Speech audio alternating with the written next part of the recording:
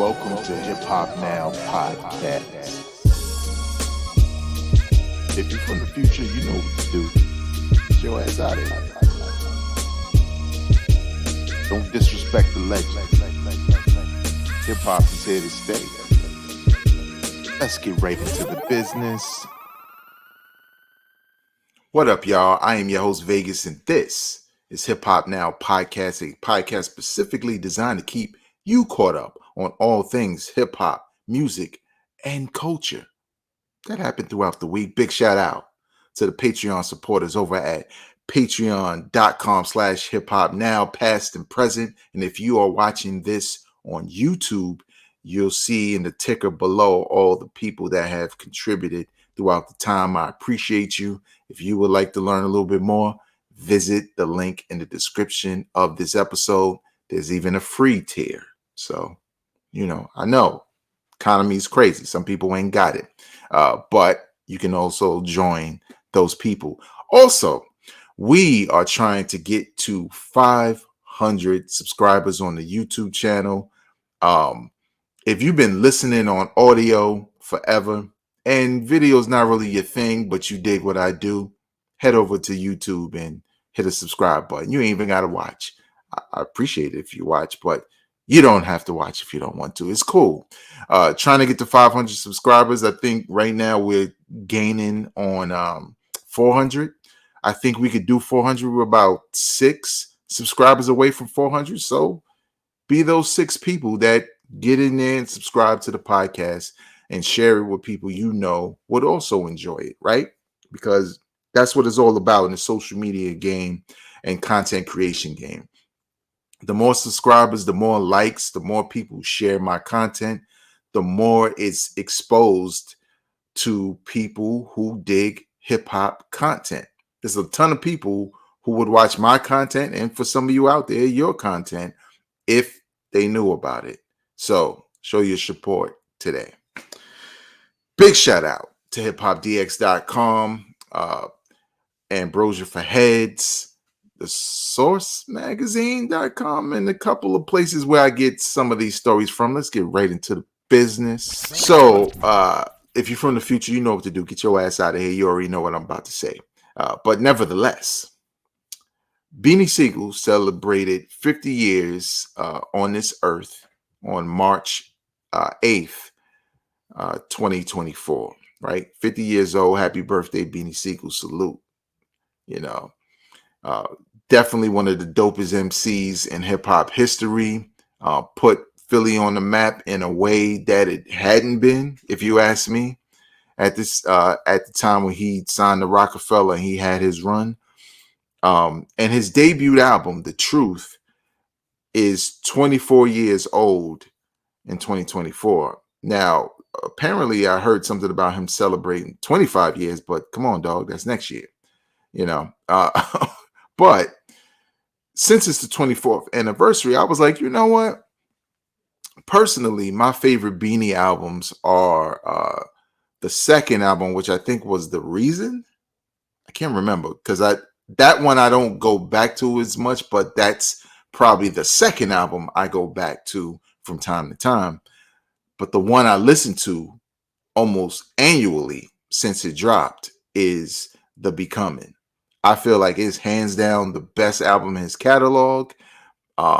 Like lyrically, musically, everything. It is the best of Beanie Sigel, period.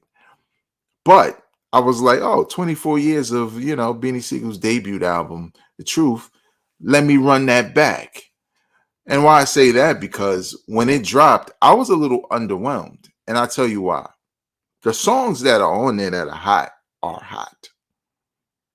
The lead single, Die, the feature with Jay-Z, not the one with Emil, the other one, and all of that. Like, those singles are dope, but there's like a middle of this album, a good maybe 4 songs, and it's not that many songs in the album, but maybe 4 on a shorter album. That's like half, 4 or 5, if I'm remembering correctly, but that are skips. And why are they skips? Not because Beanie wasn't capable or he wasn't dope, because I think they tried to have him do radio records. To me, that just didn't work. Beanie is good at what, when you hear songs like The Truth and Feel It in the Air, that's Beanie Sigel. That's who he is. So making, and I know they had to shoot they shot, you know, it was his first album, whatever. But making these party records with these lame beats and catchy hooks. And I remember, you know, the Pac-Man joint, I was just kind of like, this is too gimmicky. Like, you know what I'm saying? Like, if the beat was flipped in another way where it was more hard edged, I would have dug it. What you could have did with those sounds, but it just felt, I don't know. It kind of reminded me of what, you know, they were trying to do with like Nature, when Nature finally dropped an album. And he had some dope records, but there was so many records there that were targeting a vibe that was for the radio and clubs that just didn't fit what he was known for and what he was best at. And that's how I felt about The Truth when it dropped. It was really forgettable. And then, you know, Jay-Z had a song on it, and Anything, and that was more so a way to get people to buy that album for that song, you know, and introduce you to somebody you may not be checking for, which, you know, is makes sense, right? Because Jay-Z was on fire when this album came out. But at the end of the day, if it had been a better Beanie Sigel album, that just would have been icing on the cake. But I just didn't think The Truth was that good. But Beanie was able to follow that up with some classic material, dope verses, features, everything. So um at the end of the day, man, like, well, you know what party record style that Beanie Sigel was good at, that all the beats should have had that kind of feel, was what's the joint? Put Your Hands Up. No, that's Jadakiss. What's the, you know what I'm talking about? 12 a.m. when I'm in the club, that joint. I kind of felt like Beanie killed that, but it was that type of beat. That beat had a dance vibe, but it was a harder edge also. His party record should have been like that on this album, and musically, and they just weren't. So, how do I feel about The Truth today? The same, because when I put the album on and the Truth, the title track comes on, I'm like, oh yeah, I'm ready. You know, maybe I feel different. You know, maybe I was much younger when this came out. Maybe this is different. No, it was the same. It was the same. I was, as soon as them other songs started hitting, I was like, skip, skip. You know what I'm saying? So I don't know. How do you feel about The Truth? Do you love it? You know, did you have any issues with those types of songs, or did you just dig the whole vibe of it?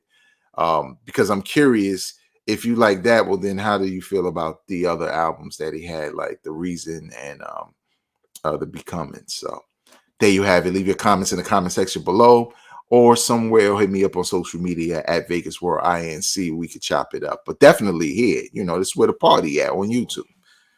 Every year, y'all know I do a best of the year, which culminates in a like award style ceremony. This past year I wore a Christmas hat and all that for y'all. There's some bars in there too. Uh, but one dude that always finds his way either into my top 5 of the year at the end of the year, or definitely just one of the best albums of the year. But last year he definitely hit my top 5, and that's Ransom. Right? Last year he dropped well, the album that made my top 5 was uh Rise Against the Machines. Um, you know, like the Terminator style album. Sorry, yeah, sometimes I forget titles. There's a lot of hip hop dropping all the time. But you know, the album was crazy, concepts, bars, everything you expect from Ransom. And now he's back in 2024 with a new project with Harry Fraud on the beats. It's called Lavish. What is it? Lavish Misery. And if you know you haven't seen it, the cover is like a king on his throne, but the king is a skeleton. You know, so it's like lavish misery. You get it? Like he's dead, kind of like King's disease, but whatever. Uh, but yo, I hate to be that guy. No, you know what? I enjoy being that guy. You know why? Because sometimes you just got to let people know. You got to plant your flag. You got to, what is it? Stand on business, right? And just tell people this dude is one of the best wordsmith today, hands down. He rivals everybody. When I say that, I mean everybody. I don't care if we talking about high profile like Nas or Jay don't really be rapping like that no more. But you know, Nas, or you talking about Conway or Benny or and all his peers, you know, like the only person who I would kind of like raise an eyebrow is probably Royce, because Royce is that kind of a wordsmith as well. But man, when I say that this man don't miss, he don't miss even when the beats don't really hit the way you would want them to hit. But a great lyricist makes them better. Like, for example, I love Reasonable Doubt. When I first got Reasonable Doubt, I was kind of like halfway on it because I felt like the production of the time was so bombastic and in your face that I felt like these beats were like on a B level, you know, not whack, but on a B level. And I didn't expect that from Jay-Z. But then when I listened to the album over time and I'm just listening to his lyrics and how he's rhyming and what he's rhyming about and all of that, and I was like, man, he's making the production better. Now it makes sense listening to him, because there's some rappers, they'll have a ton of crazy beats and can't get you to care about anything they're saying. That is not Ransom. Okay. So this is more of an EP. It's 8 songs, clocks in at 20 minutes. I know some people like, yo, I want more. Nah, man, I'm good. Because you know what I do? Rewind. Um, and y'all know how I do with these reviews or impressions. I listen to them 3 times. The first time is to get my initial impressions. The second time is to really lock in and listen to the lyrical content and concepts. And the third time is just to confirm my feelings.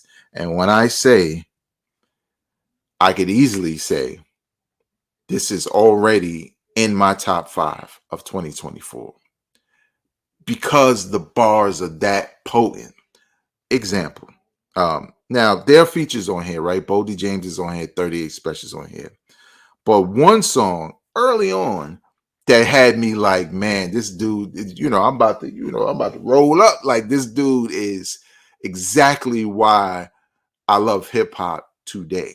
Why I don't only or exclusively listen to old school music for lyrical content or just good music, right? Chain of Command. Now, I told you this man's a wordsmith, and I told you he does concepts. And the theme of this is sort of like, I would explain it as a King of New York kind of theme, right? And who does he view as those guys? Nas and Jay-Z. This man did, I think it's just a verse for the most part. And there are references throughout the album, you know, to those two in some way or another, especially Nas. But in the song Chain of Command specifically, he uses their album titles as the rhyme.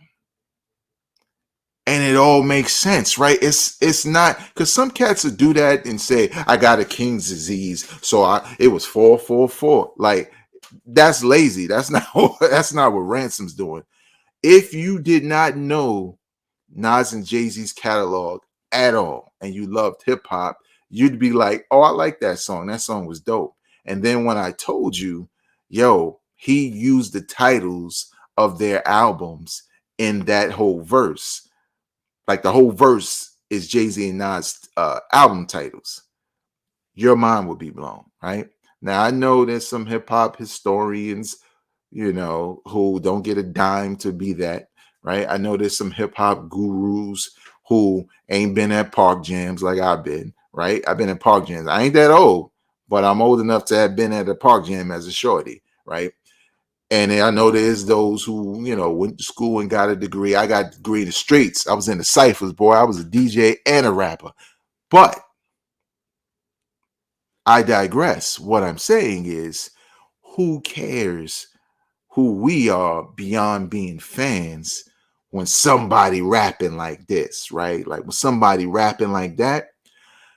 So I say to you, and I'm kind of hyped up, right? Because I feel like what I anticipated, and I'm still listening to Benny, y'all, even though I felt a little disappointed. I didn't feel like it was a whack album. I felt like it was good. I'm still listening to Benny. But I've said before, with the Benny review and with my Schoolboy Q review from last week, his album Blue Lips, go check that out if you want to know what I felt about it, that I had a certain level of anticipation for these albums that wasn't unrealistic, that when I heard them, I was a little let down because I just kind of felt like not quite what I thought I was going to get. And it's a certain vibe and a certain energy. Like with Benny, it's Braun. That's Benny the Butcher. That's what I wanted. Does every song have to be that? No. But the majority of the songs should be that, and that's what I'm expecting, right? Same thing with Schoolboy Q, right? He got a song, I think it's called Pop, with Rico Nasty. Like the beat switch on that, I'm like, this is the Schoolboy Q I want to hear more of. Even though I like that one, I don't feel like it's whack at all. I just felt like, damn. So I was looking forward to anything that Ransom dropped. And when I tell you this man is consistently dope when it comes to his projects and even his performances when being featured, like on Shay Noir's EP, which is also dope, he ain't missing, y'all. He not missing. He not missing.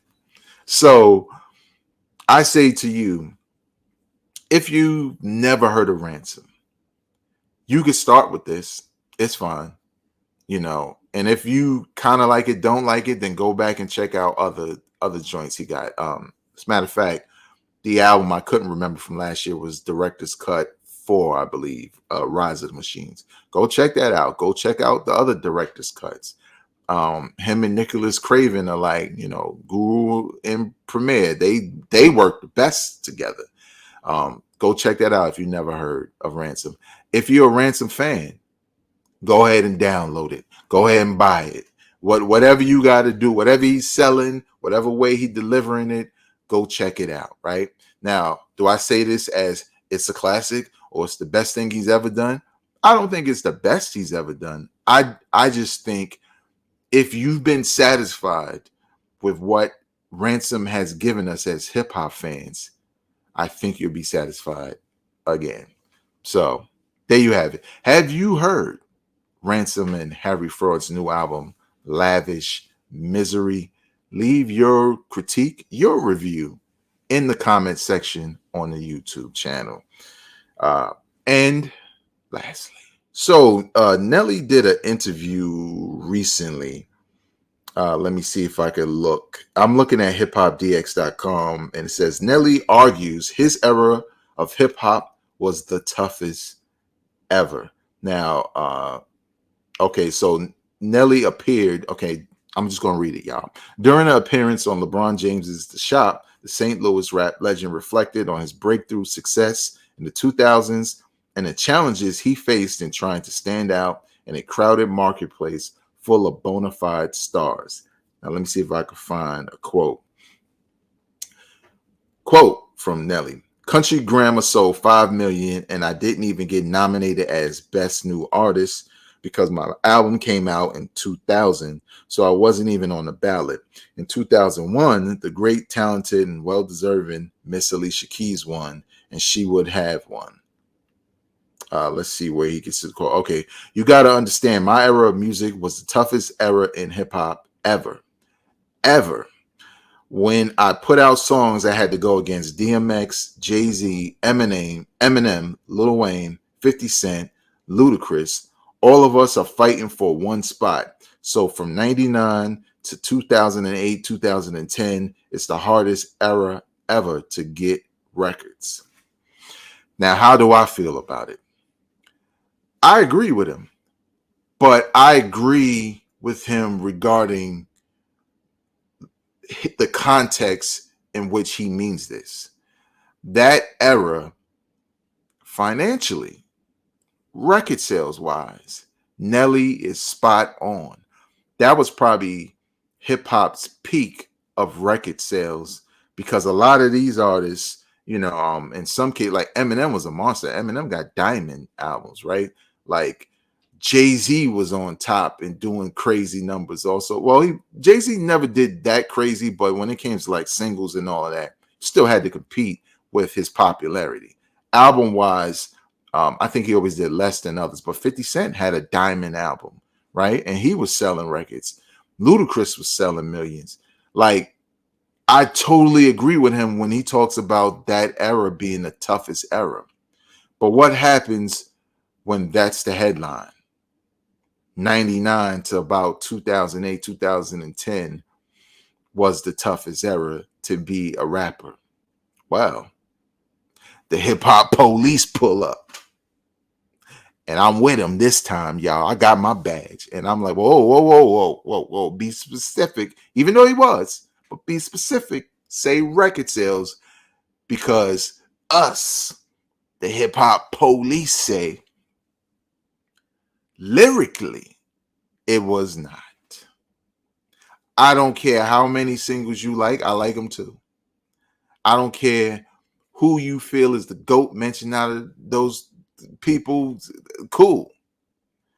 But there was, let's just say, from the early 90s, right? Let's not even say the early 90s, because we don't even have to do a decade. But since he said decade, and that's a big portion of decade, let's just say from 90 to 98.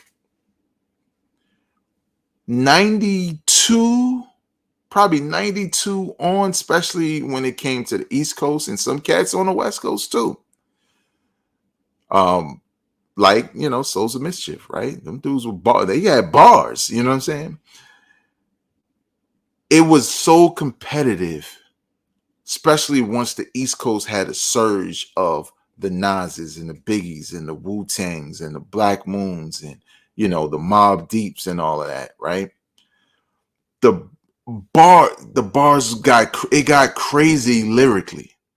People weren't trying to top each other in record sales. They were trying to be the best with the pen game.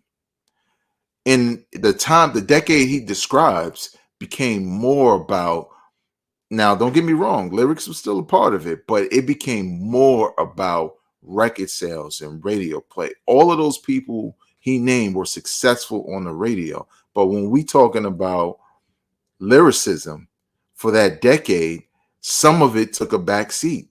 It just did, especially with the people he named. The top people in that era was based off record sales. The top people from 90 to 98 was about the quality of the music. So the quality was much more potent. I won't say better, but potent lyrically than it was back then. In the 2000s. Doesn't mean that lyrics didn't matter. It did.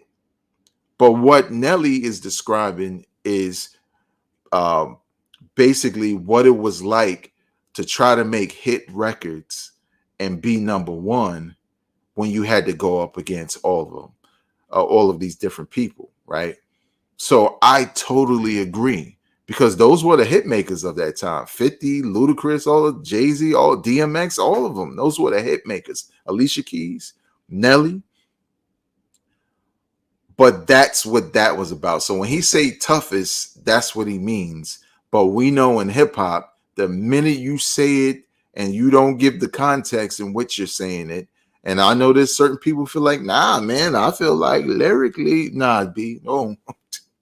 Because if we start running down the albums that dropped and what people were saying, especially if we start pulling in the mixtape era, Because see, some of y'all, y'all was like shorties, like go to the store, shorty. Nah, don't listen to this album, shorty. Go to class, go to school. In the 90s, right? You were just too young to absorb it. So you only know the albums that were released and that live on streaming services. You don't know about the mixtape days. You don't know how there was verses on mixtapes that were crazy from Jay-Z, from like Nas and people like that. Like, you don't know. Now, what you do know is like Lil Wayne kind of kept some of that alive, right, in the 2000s, and 50 did. But that's not what Nelly's talking about.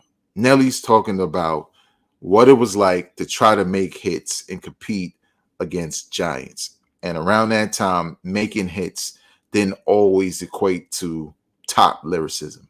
It really meant more. It was more about the beats. It was more about the hooks, for sure, how catchy those hooks were, and simplicity in the lyrics also, and it's not a bad thing to me because I kind of like it all.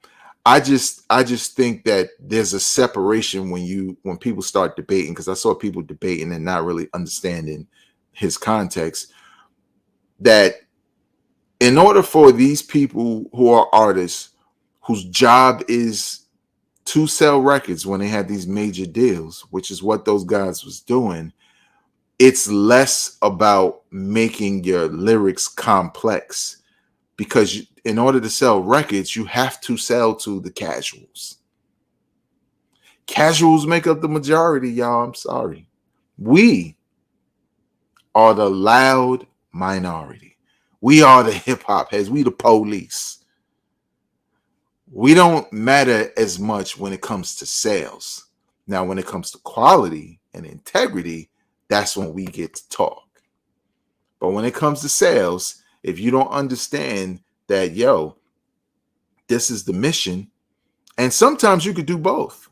I think Biggie and Jay-Z were excellent at doing both, having bars and records that was catchy. Some casuals were reciting hooks and they didn't even get the bar. They just liked the song. And to me, that's the perfect balance, but not everybody cares about that. And today, lyricism isn't even really a factor, even though it still exists. It's respected, like with people like J. Cole and like Kendrick and, major artists who will give you bars, Drake from time to time. But it's not like the only thing. So I don't know. What do you think? Do you think the 2000s, the early 2000s, 99 to 2010 was the toughest time to compete in hip hop?